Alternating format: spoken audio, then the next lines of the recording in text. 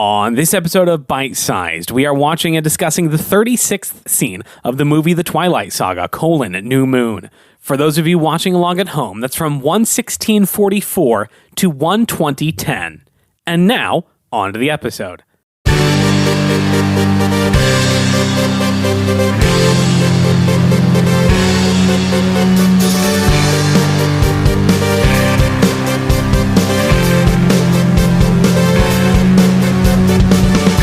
Hello, everyone, and welcome back to yet another episode of Bite Sized. If this is your first time listening, here's what's going on. My name's Ben. And I'm Sarah. And we're watching the movie The Twilight Saga, New Moon, I believe it's called. One scene at a time. And today we have a real doozy of a scene. We got a long one today. Bug Watch update. Still haven't seen Debug. No bug. It's the same day as we're recording the last episode. If you want to know more about Bug Watch, listen to last week's episode. Go back. We're watching this is the longest chunk we've had in a while. Yeah, it's like 3-4 minutes, right? This is about 3.5. Okay. From 1/16/44 to 1/20/10. And now onto the episode. Deep. Yeah, it's a long one. It's a montage. This is I'll give you a little peek behind the curtain, a little look at how the sausage is made. This was definitely one of those where I was like, because the way I clip this out when I'm sort of going scene by scene, obviously there's no like list of like predetermined numbers. I don't go. I just sort of go by. When it looks like we're in a new location, that's when a new scene starts, unless it's like a clearly different scene happening in the same location. It's very subjective. Yeah.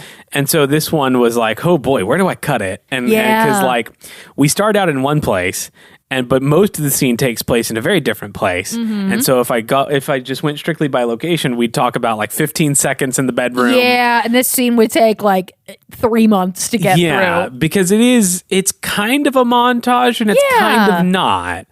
Like, it starts out as a montage, and then it kind of turns into a regular scene with no dialogue, but there's a little bit of montage still happening. It's a weird one. And then big action sequence. Yeah, there's a lot going on. And so we begin with Bella in her bedroom, and she's continuing the email to Alice, because at the end of the last scene, responding. We just hear Alice. Alice?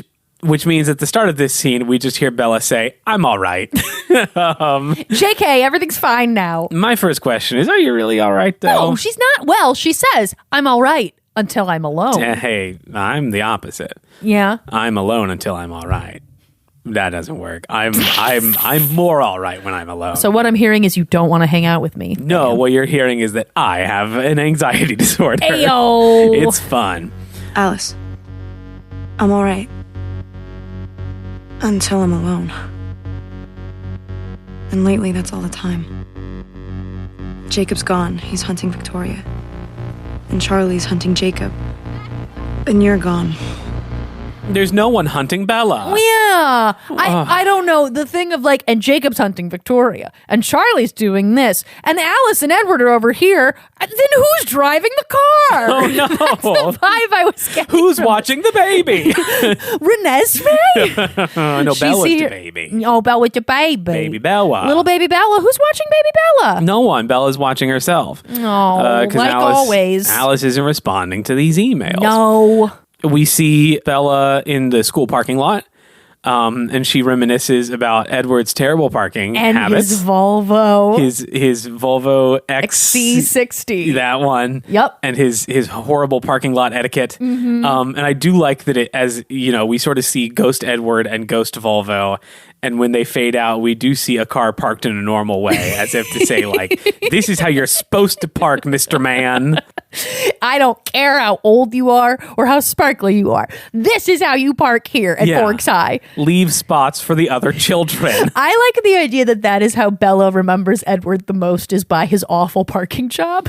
And, like, that's not like the last, I guess, that's the last time she saw him in the school parking lot. So I guess we're supposed to believe that motorcycle time is over and she's back to school now. And she's back in the parking lot remembering, remember when I was in this parking lot before? Remember when I had a boyfriend and he was a vampire and he had a Volvo and it was sponsored by Volvo? Do you ever do that? Are you ever in a place and then think about all the other times you were in that place and see visions? No, because Bella's not like other girls. That's true.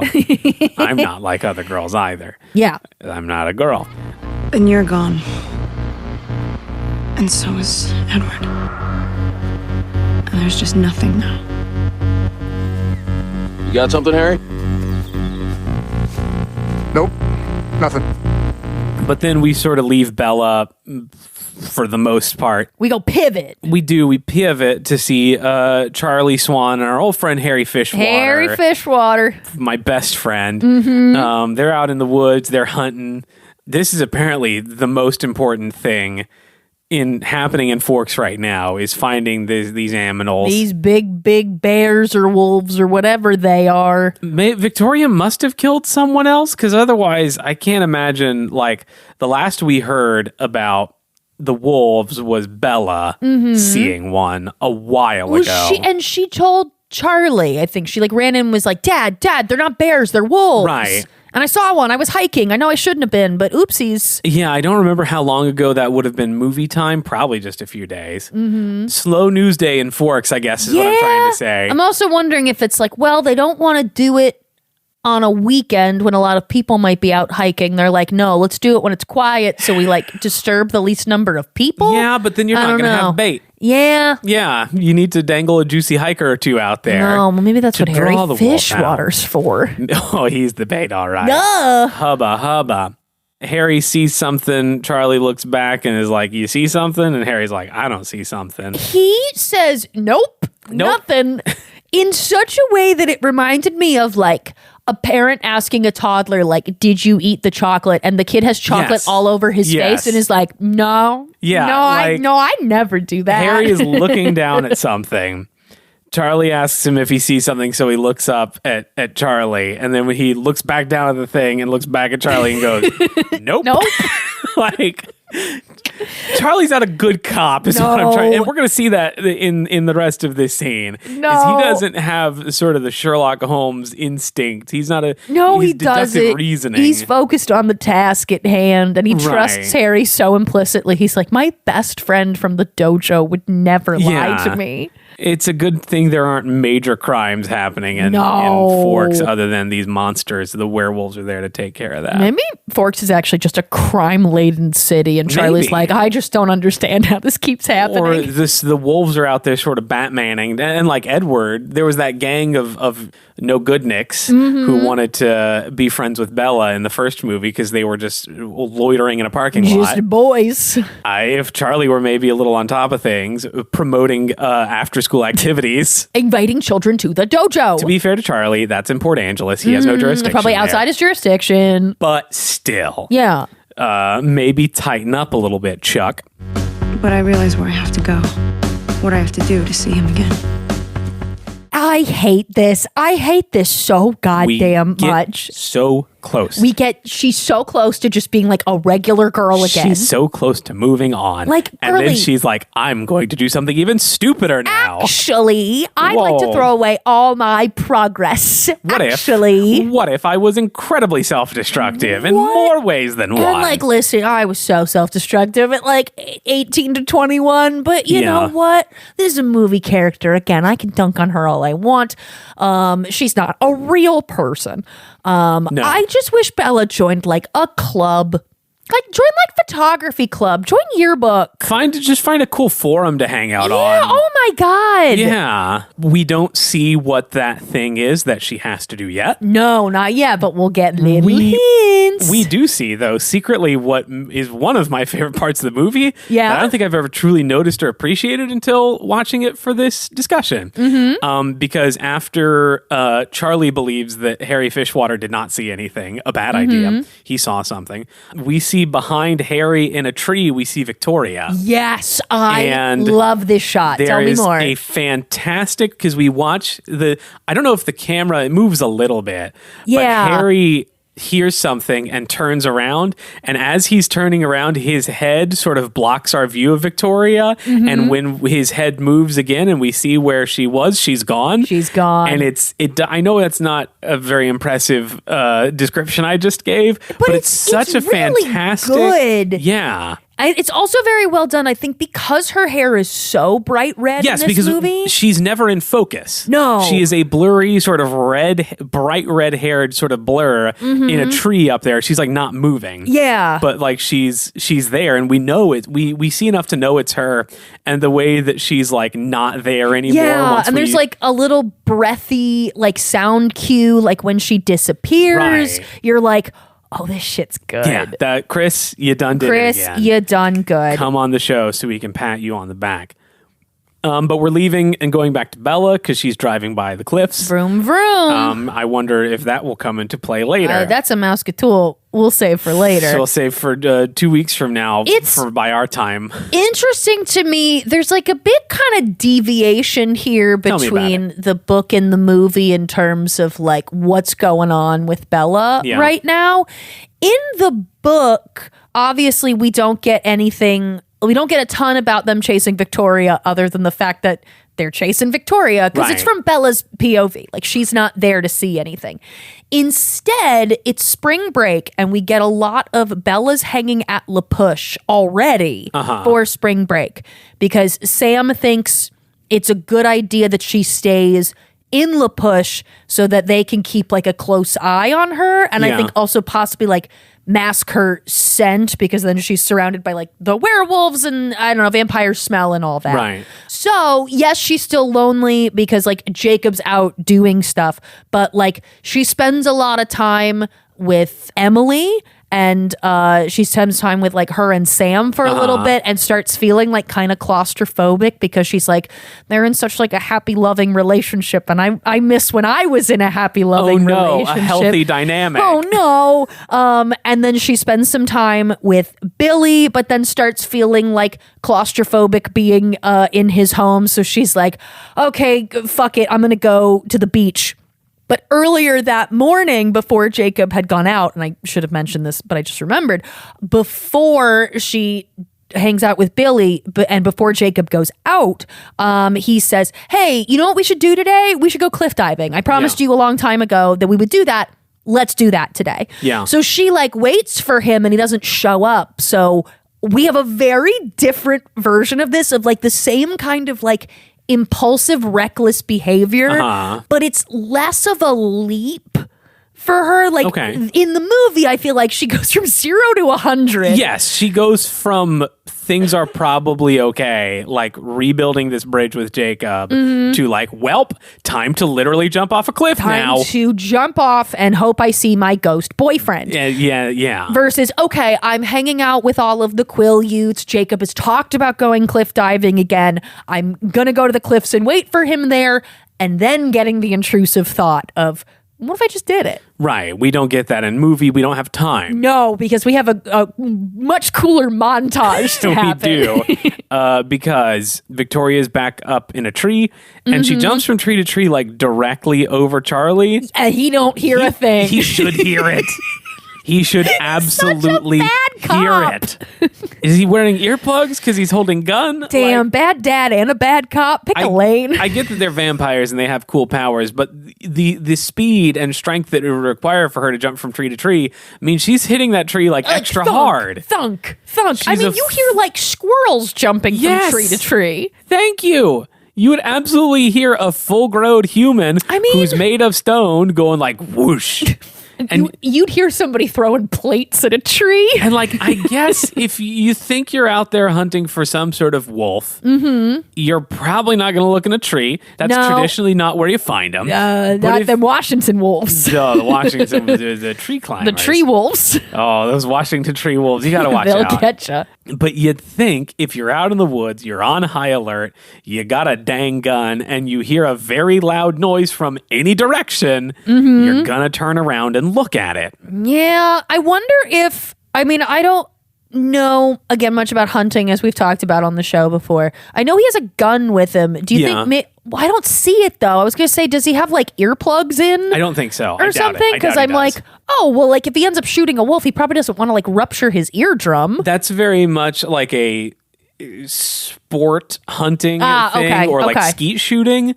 I feel like the situation he is in, he needs all of his senses. Well, that's what I was wondering. Yeah. Like, okay, well, does he have this? Well, why would he? He needs to hear the wolf. I don't know. I was trying to find a logical leap that isn't there. Don't, because it gets worse. Because Victoria jumps out of the tree and lands directly behind Charlie. And again, hear anything? he stops walking, and that's it. He does not turn around. No. Harry notices And because goes, he "Ah!" can see. His reaction isn't much better, though, because he points his shotgun at her. Yeah. Which is bad for two reasons. Reason number one, you know that's not going to do anything, Harry. Yeah. You know if you shoot that her, woman is made of China. right. It may like hit her and like shatter her shoulder, but you're not going to kill her with a shotgun. You know that's not how vampire work. Thing number two. She's gonna move, and you're gonna hit Charlie. You're gonna shoot Charlie. You're gonna friendly fire your butt over there. God, if this story was bolder, absolutely, Oh, man. absolutely, Harry would accidentally shoot Charlie. Yeah. And cause like a whole rift between and be like, what the fuck? You killed my dad. I'm not shooting to kill for poor Charlie. I'm just imagining like he gets hit in the shoulder and it's like, oh my God. Look, if they're to get a little bit into hunting, if they think they're hunting large like wolves or bear-sized wolves, they have shotguns. At least Harry has a shotgun. He's probably got a slug in there, and that's gonna kill a man. They don't have even like buckshot's gonna mess you up. They don't have any like neon on, do they? They just have like regular clothes. Well, they don't have time.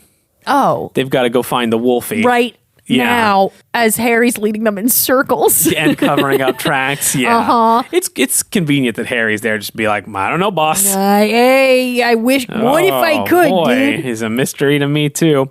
Victoria does move out of the way and grabs Harry by the collar, by the scruff of his jacket. Oh no, is it over for him? Well, it might be, because a big wolf that I think might be Jacob That's Wolf. what I think it's Jacob. Yeah, I do too. It's that same brown-ish, but again, like we haven't spent a ton of time with Jacob Wolf to be 100% sure, but I would assume it's Jacob.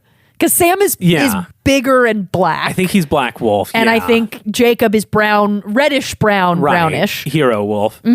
So he hits both of them. Yes. And we're going to have to sort of take these one at a time, because we'll take them as they come, because Victoria and the wolf that we think is Jacob sort of roll down a little, not quite a hill, it's just like a little embankment or something. Incline. Yeah, there's just sort of a slope there. And Victoria does this crazy flip. This is turned into Crouching Tiger, Hidden Dragon, or the Matrix. Yes. She has one of her vampire powers is apparently the ability to defy Newton's law of momentum conservation, because she does some sort of like kip up thing that makes absolutely no sense with how she's moving. Well, can I tell you all about Victoria's actual power? Please do. Is this from listed in this from the? It's the Twilight Illustrated Guide. Yeah, it's from that. Oh, from the song. Cool. Per the Twilight Illustrated Guide, Victoria's special ability is that she is exceptionally good at evading enemies. So not necessarily fast. No, just that she's good at evading She's things. slippery. I think that's how they put it. Does that mean, and as we've established, your vampire power, your special vampire power, is sort of a heightening of something you had in human life. So was she just like real good at freeze tag as a kid? Well, Victoria is also from the 1600s. Sure, when people were just out trying to get you. Okay, the kid catcher from Chitty Chitty Bang Bang was after her ass. So Victoria was born in the 1550s. Oh. She was changed in the late 1560s. So she is an older vampire than Carlisle, who's like the oldest of like the main group we know. Apparently, for a while, she was like a servant to a family, and like the master of the house was not super kind, so she got really good at like evading like the master of the house and like hiding away for a bit, like if he was like throwing a tantrum, or just like not staying out of the way, right, for her own sake. But apparently that turned into something when she was a vampire that it made it easier for her to evade stuff. I've jumped a bit to the Twilight Wiki because I think they sum it up really well, kind of like what this power is. So her power is listed as enhanced self-preservation. With this power, Victoria could identify any sort of danger coming at her the moment ill will is directed. It allows her to instinctively know how to evade an attack and know when to run without any particular planning ahead. Because of this power, she was a very difficult opponent to be defeated by the Cullens. Whenever she found herself facing danger, her instincts were to run. So Spidey sense. Yeah, she's got a Spidey sense, basically. Okay. That's a good power to have. But it seems like that Spidey sense ain't working because she got tackled by a wolf. That does happen. That do be happening. She got distracted, and she runs down. She falls down. She does her weird little flip, and then we do go back to Charlie and Harry. And Charlie finally realizes, "Hey guys, what's going on?" Wait a minute! Oh my God! What was that noise My I friend just heard? rolled down a cliff. Nothing else abnormal around here. Yeah, he runs over to Harry, and Harry seems. Well, I'll sort of run the three sort of remaining. Because it's still montagey, but I'll sort of run each character through the end of the scene. Yeah. So we'll start with Charlie and Harry doesn't look good. No. He looks hurt. Yeah. And it is definitely Jacob's fault. Yeah. Like, Victoria was definitely I'd call it mostly Victoria's fault. Jacob not accidentally, but like... it's in the same... He's collateral damage. Yes. But like... Jacob was the one that hit him. Yeah. It's not a good look. He looks pretty pale at the end. And it ain't. And I get that like Victoria was definitely going to do him worse, but I hope this doesn't have a domino effect for the rest of the movie. I hope he survives. I like Harry Fishwater. I haven't seen these movies in a while, so I genuinely don't remember. Okay, then I won't say anything. It's okay. Listener, if you know what I know, I hope you're giggling. Because he's just fine, and he comes back stronger than ever. Exactly. Yeah. He turns into a fish man. Wow. Fish out of water man. Wow. Victoria is chased by wolves. A whole group of them. Just a whole pack, you might say. There's suddenly a lot of them. Yeah. I don't know. Were they all just like hanging out in the air? Were they like sort of shadowing? I imagine maybe it's like they're on patrol and like one went ahead and used his wolf mind powers to sort say, of activate the Twilight. Everybody get the fuck over here now. Yeah. Party at my place. Right. So they chase Victoria, and she jumps off the cliff where Sam and the boys was cliff diving earlier, and they don't follow her. And they go, I can't go in the water. My fur will get all wet. I'm going with my jorts. No, my jorts. The leather strap might come loose. And then I'll lose them forever. My jorts will sink to the bottom of the sound. It'd be the worst. Tragedy. Bella, she's just walking through this, what is implied to be the same woods at the same time.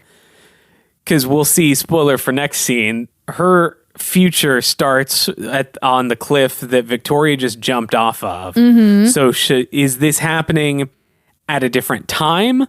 Does she hear all of this? I'm wondering the order of events of everything. She's pretty close to all the shit that's going on. So you'd think Victoria might just be like, you know what, fuck it, I'm gonna go get Bella. Yeah, and like the wolves, if any of the wolves saw Bella's truck or saw her walking towards the cliff that they are on, you think they'd be like, hey, stop.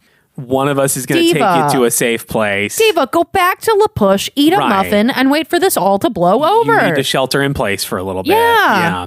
But it's just, maybe the Swans are just really bad at hearing things and sort of being aware of their surroundings. That's what I'm gathering. Low from passive all this. perception for the two of them. Now, did you notice the amount of like blur Victoria had while running in this scene? Maybe that's one of her powers. That's what I was trying to figure out, is that she almost looks like she's like flickering in and out of existence. Yeah, and a little bit of that is like she's running fast, and that's sort of like she's all fast. When the vampires aren't running in slow motion, they do sort of blur whoosh. But maybe one of her good at being evasive powers is that she turns blurry. Maybe. So you can't really see what she's doing. I was just like, girl, what the hell is happening? Why are you flashing so much? Yeah, it's a stylistic choice. It's to give the impression of Chris, why would I ever doubt you? How dare you doubt my I'm close sorry. personal friend? Your personal best friend, Chris. He's definitely going to be on this show tomorrow. Yeah.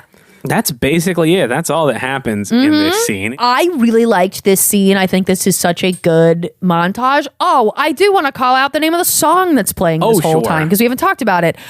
It's Hearing Damage by Tom York. There you go. Of Radiohead. I was wondering if this is a Radiohead song. It's real technically good, not. and I think it really makes the scene. And this. I know we've dunked a bunch on different aspects of this scene, but put together, it's really well done. Yes, it is. And we've had a lot of, except for the werewolf fight from a few scenes ago, we've just been getting a long string of two characters talking about some information that's and like just like the audience need to know this, so the rest of the movie can make sense. And it's nice to finally get to a scene that is the opposite of that. It's not a lot of talk and more a lot of things happening. It's more show than tell. To use the old screenwriting terminology, which is great. So if we had to give the scene a name, what would it be? And it's also going to be the end of the episode, so let's make it good. And I do feel like it's got to be Charlie related. I know. Clean your dang ears. Yeah, I'm like Charlie Oblivia Swan.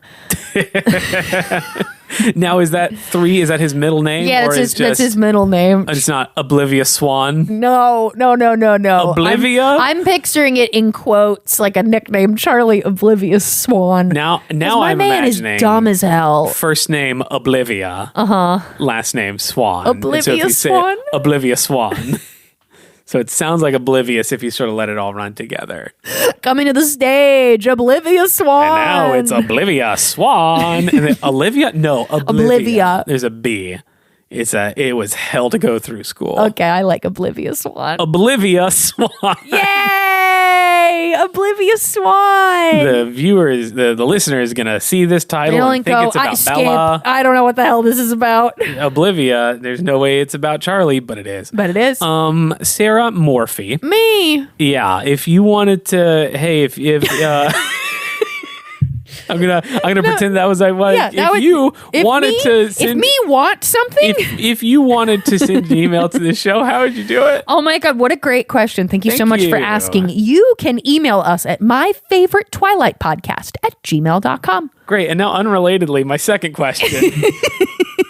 Sarah Murphy, is there anything you want to promote? Oh, I want to promote just like a comfy pair of pants. Hell yeah, dude. You know, just like, why be uncomfortable when can be comfortable? Are we talking like a comfy pair of house pants, like some sweats, or like a pair that you can wear out and maybe dress up a little bit? Oh, no, I'm thinking comfy house pants. Okay. I'm thinking comfy sweats. Okay. You know, just like a good pair of sweatpants. Get cozy. Get cozy. Yeah, you deserve it. Look, it's about to get cold again in 4 or 5 months, depending on where you live.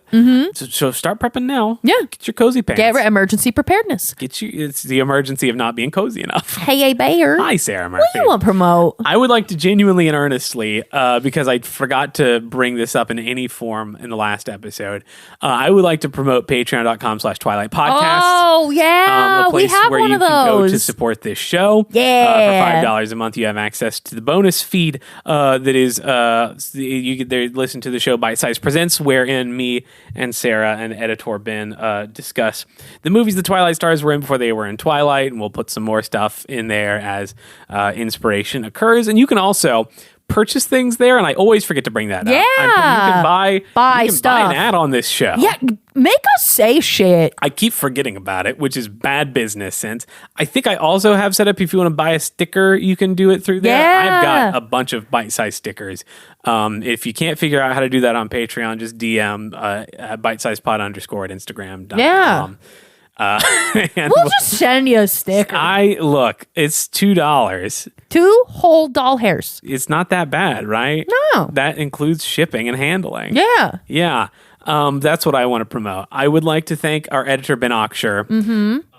Love that man. For finding the diamond in the rough. So sorry. Listener, there's a lot edited out of this one that is just Sarah and I sitting in complete silence. At a certain point, about halfway through the episode, we decided, what if we just stopped talking for a while?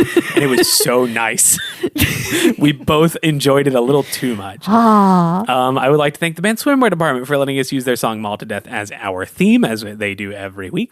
I ask them permission every single week. Every single time. Yes. And they're like, stop Stop messaging us. we told you 3 years ago. We get it. And I'm like, thank you, Matt. Hey, you're like, listen, consent is ongoing, okay? Yeah. But that's it. That's all we have to say. That's all we have for this time as this one comes to a close. As we always say at the end of every episode. Holy shit, Charlie Swan, turn around. See you next time.